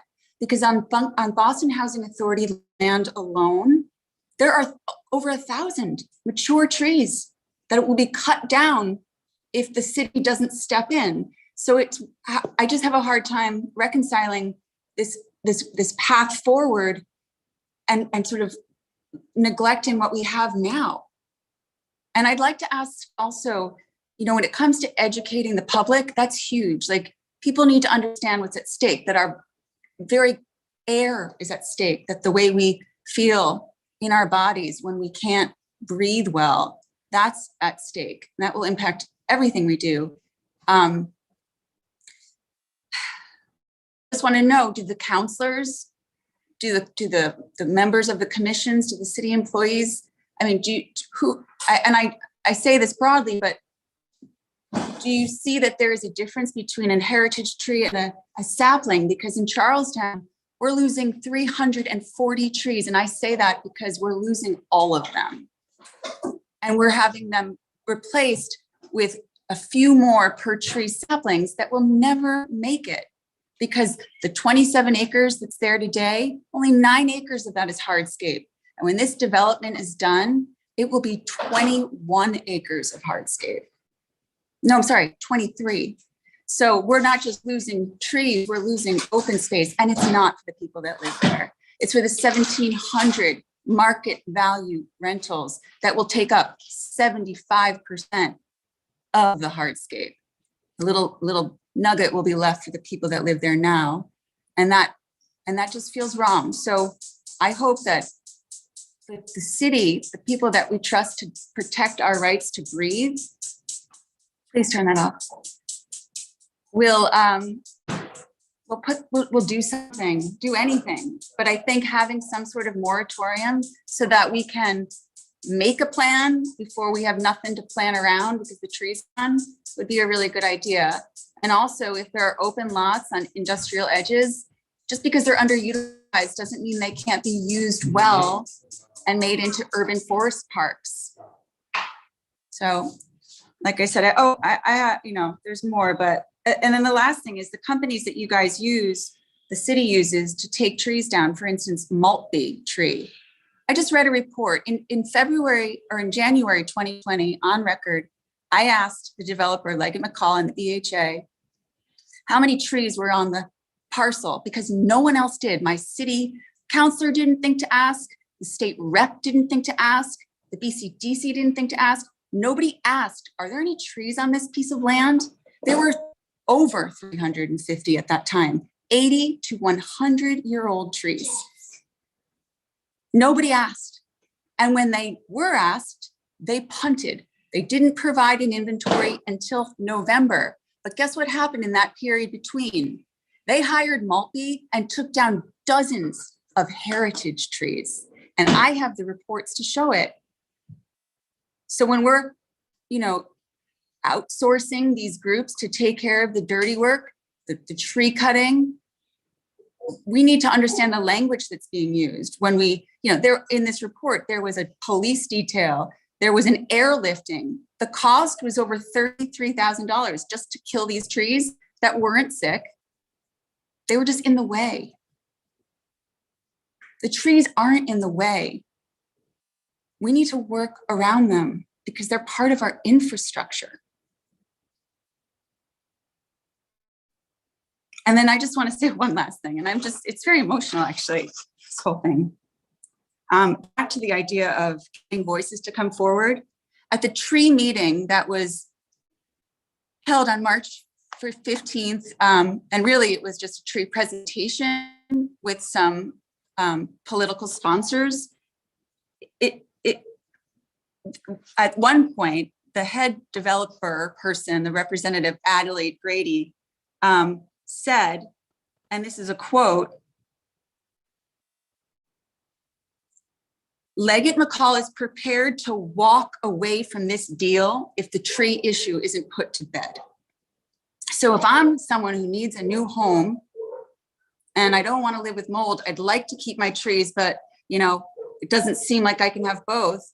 Am I really going to push back? Am I going to oppose that kind of ultimatum, that kind of threat? It's all on record. You can look it up. It's all on record. It's one of the only good things about Zoom is that everything's recorded. And so, yeah, I mean, I guess that's really all I have. A moratorium on cutting down trees, specifically from city land or city affiliated land, until we have our act together. You can't, these trees aren't replaceable. The root ball spreads as wide as the canopy. So where's that root ball going to spread? The cement came after a lot of those trees were planted. I really hope that we can all come together because we're a network just like the trees. And we need each other. Thanks. Thank you very much, Joanna. Nancy Aleo. Hi, thank you. I'm a resident of Roslindale, and I don't want to say too much, but I want to, I'm grateful for this proposed tree ordinance. I'm really here to support David's Speak for the Trees suggestions, and I hope they're taken seriously in the working groups. I also want to name a few points of, I think education and inclusiveness is key. I think as an educator myself, I feel that that is a key towards inspiring youth that may consider being arborists or working with parks and city as they develop young people. In the beginning, how David mentions young people were so inspired by the city arborist coming and showing them what he does. I also want to make sure that the ordinance is the best possible ordinance, and we don't leave loopholes for developers to be able to take down trees.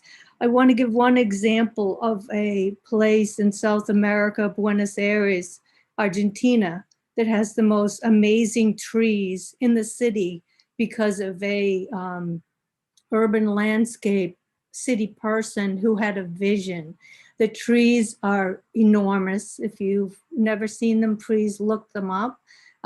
It has a large landscape that is sort of Italian European based, but you would think with the amount of traffic that the air quality would be horrible, but it's not because of the trees.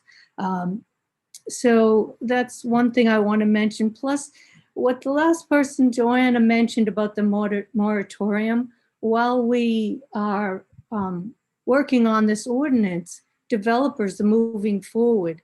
And I'll give one example. Down the street in Roslindale from where I live is Crane's Ledge Woods, which is 14 acres that a developer wants to cut down the trees and put in 270 units, 415 parking spaces, mostly paved over area where it's just, that's going to be lost in the blink of an eye and you can't get it back. So I really feel that we have to slow down on some of the development. I'm all for affordable housing that's on already paved over land, not cutting down woodlands. And as the pandemic sort of demonstrated, as experts all over kept saying that being in nature is a very important component to our mental health. And I think they say it over and over again. And the trees are part of that for all the reasons mentioned, but I really hope we can have the most robust tree ordinance and we don't let developers rush ahead and cut down trees, because when we cut down a tree, we don't get it back in our lifetime. Thank you. Thank you. Sarah Freeman?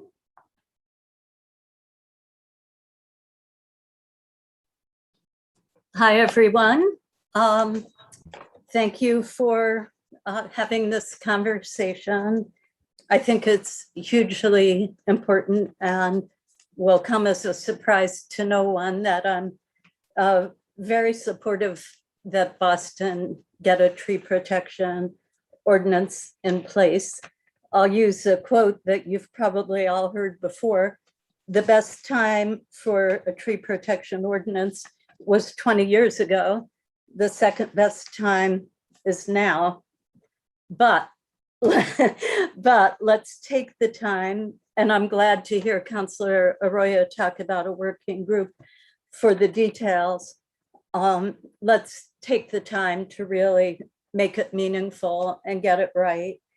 I won't repeat what others have said, but I was glad to hear David, Erica, Johanna, and Nancy give some details. Oh, sorry. I live in Jamaica Plain and I'm with the Arborway Coalition, Emerald Necklace Conservancy, Park Advisor, Boston Urban Forest Friends. Let's see, I'll try to be brief. Some things that I think are not in the ordinance that I hope people will consider is what's below ground, not just caliper inches or canopy, but there's a critical root zone.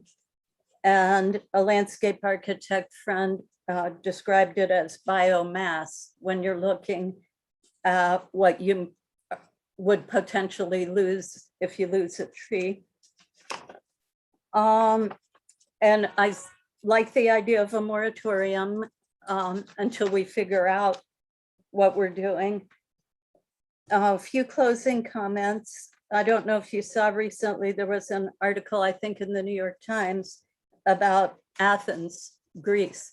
And it's funny, we're called the Athens of America. People are dying. In fact, I think globally, more people die from heat than from cold. This is a public health issue, and solutions, natural solutions, are often overlooked. We hear about other important things more, like the Beardo. I'm happy to hear the construction or electric cars, but there's something we can do by just leaving some trees in place. And I guess my last comment is the earlier in the process, when Johanna mentioned BCDC or BPDA, I heard a developer who was in the unfortunate position of having a project pretty far along in design, but wanting to work with the neighborhood. And one of the neighbors said, well, didn't it occur to you that the neighborhood might not want to lose these trees or might value keeping them? And he said, well, the city didn't have it as a, one of their requirements. So no, we didn't think about that. And it was just kind of a splash of cold water that the city needs to say, and I'm not naive, I don't expect that you're not going to lose any trees, but if they say we we expect you to go through certain reasonable steps, plot where the trees are, try to work around them, especially the significant ones.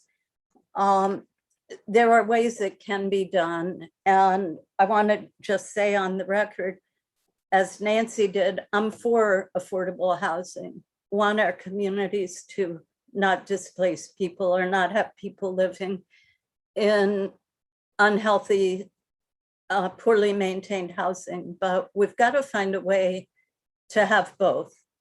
We don't need to draw a line and say either you're for one or the other. A healthy community has both. And thank you. I look forward to seeing how this evolves. Thank you very much. Up next, we have Lakita Jackson. I don't know if Kay Matthew has joined us or not. And then that would complete the people who RSVP to speak. Also signed up is a Kathy Baker, or excuse me, also available for public testimony. And I'll just call your names. Kathy Baker Eclipse, Ava Paradiso,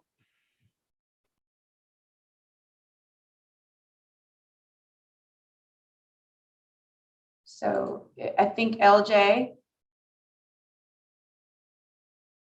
Is LJ, are you Lakita? Yes, I'm sorry. I thought I was unmuted. Forgive me, everyone. So first, my name is Lakita Jackson. Forgive my name. I should have renamed it for Zoom.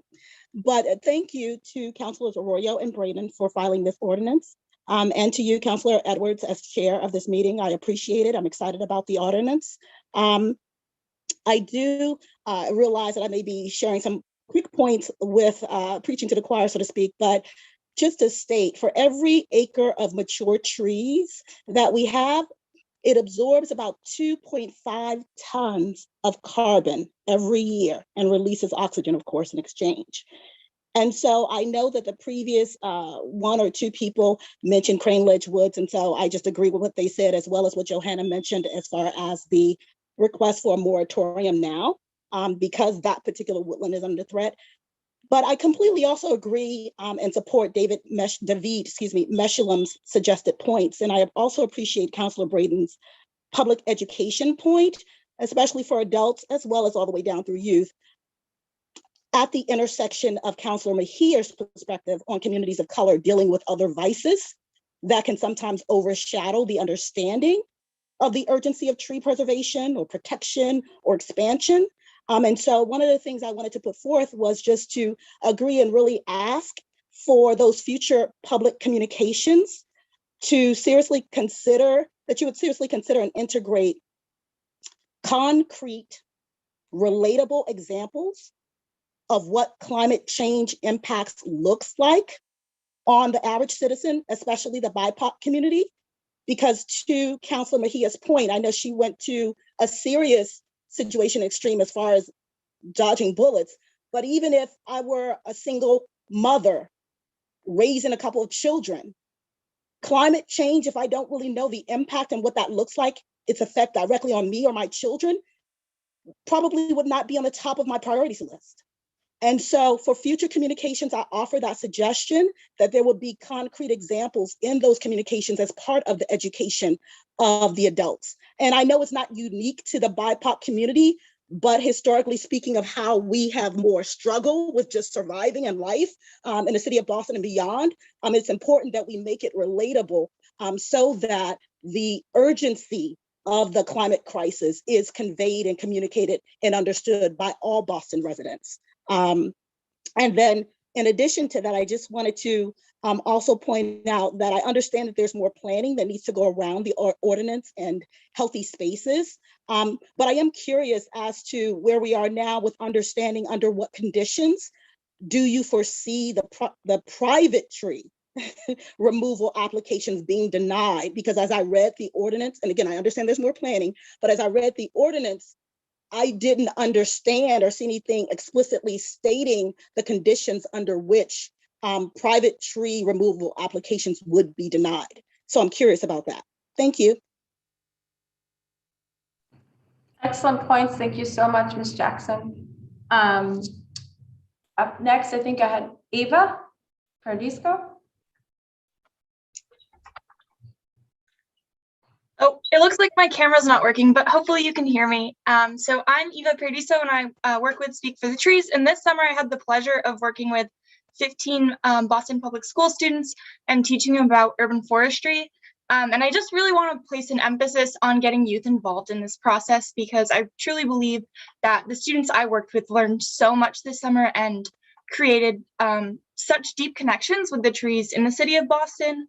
And I think it's really important to think about career paths for them in the future. And many, almost all of them knew little to nothing about being an arborist and what it actually looks like to go into urban forestry.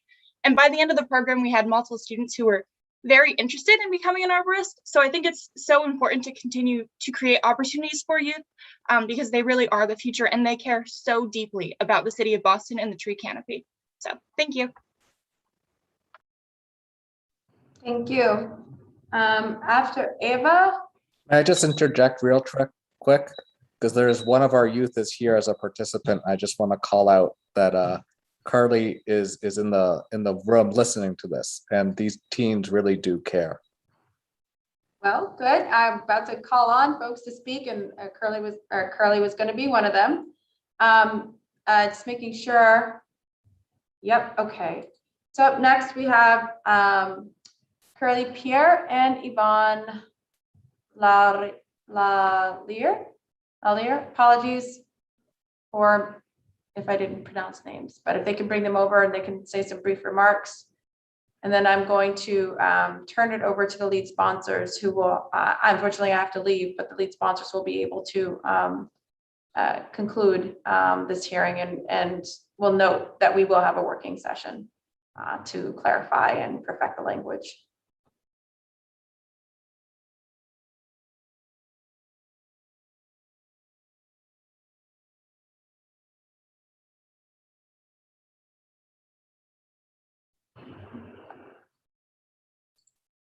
Curly or Carly?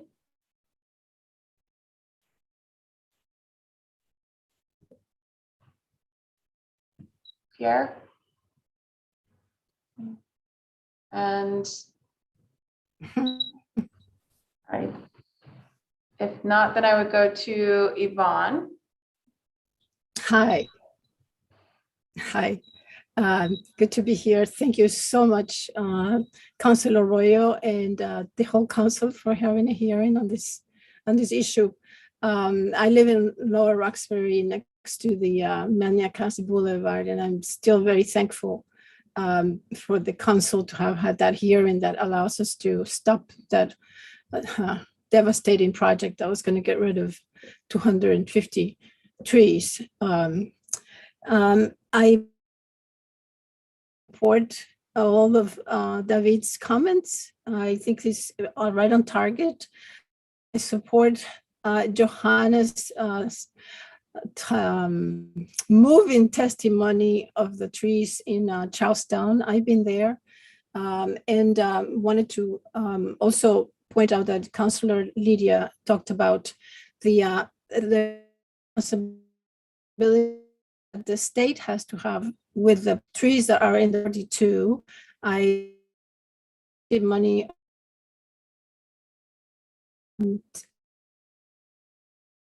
I said I am witness the road that goes to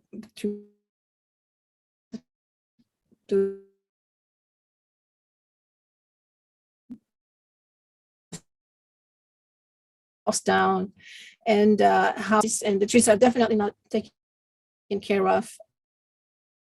The state needs to be called down to this. Things that I think bother me still about the ordinance and the state of affairs in the city regarding trees is one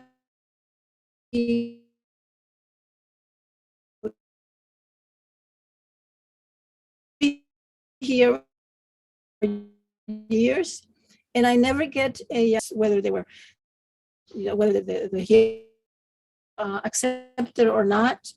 And I think there's perhaps it's an issue of not having enough personnel to do this. But I think everybody who's who attends the meeting should get a response from the warden saying, okay, this tree hearing resulted in this and that. I'd never get that. The other thing that I am concerned about is the contract, as someone said, that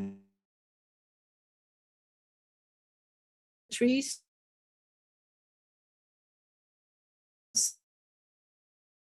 after 3 years is not enough. I have in my neighborhood, I see the trees that have, died before. No, but they are, little trees that have any leaves, and I'm trying to save them. I'm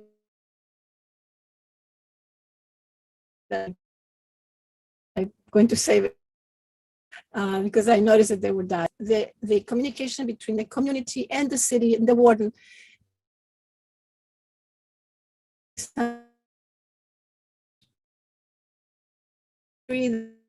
planted in my neighborhood is a locust tree, and we live in a heat island. We don't need any more locusts in our neighborhood. We need shade trees.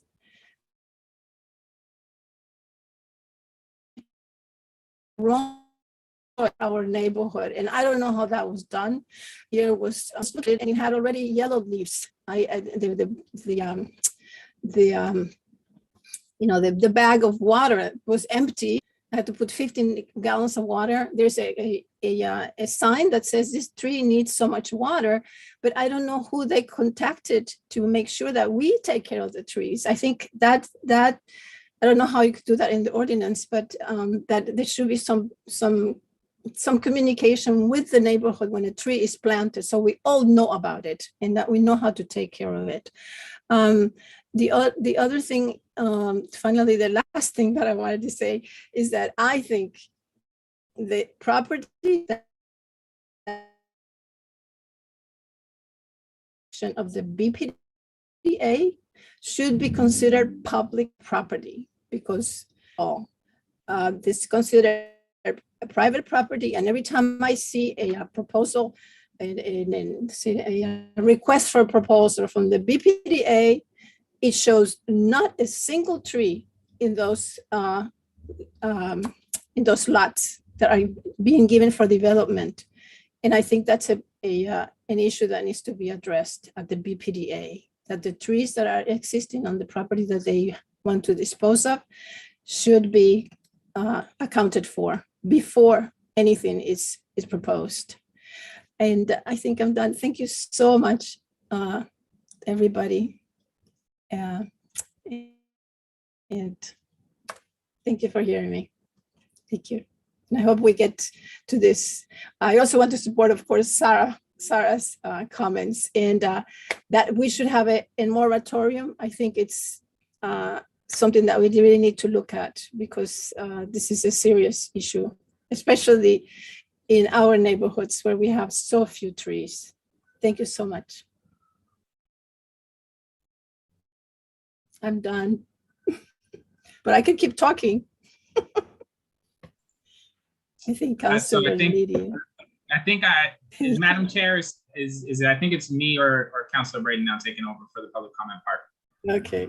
Thank you so much, Yvonne. And I'm not sure who still remains who has not had public comment yet. If you can just hit on the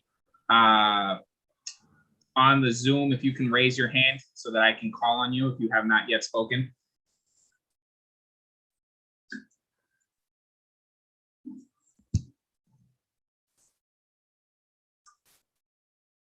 I'm not seeing any hands.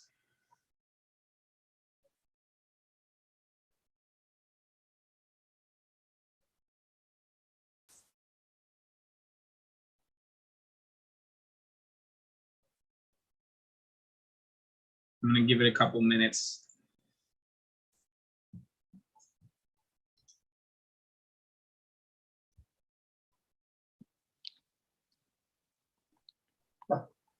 Counselor, I think the only person that's not in it is still an attendee is a staffer of the Parks Department, that Kathy Baker Clips. I think everyone else has moved over to panelists to speak. Okay, so as everybody, so I guess that means we've finished our community comment. I believe. Hi, Councilor Arroyo, it's Christine. I believe all of the people that have signed up have spoken. Fantastic. And the only person left over is from Parks. So thank you so much, everybody, for your comments. Thank you so much for the feedback that I know you will continue to give as we go through this process and get this done. Thank you, Commissioner Woods. Thank you to the administration. Thank you, Chief Mariama Hammond. Thank you, everybody who has taken part in this. Thank you to the counselors, especially my original co-sponsor, Councilor Braden. And I look forward to working with everybody in the coming months to try and get something shaped here that satisfies the most amount of people, but most importantly, does the most to protect our trees. So thank you, everybody. This meeting is adjourned. Thank you, everyone. Thank you. Thank you.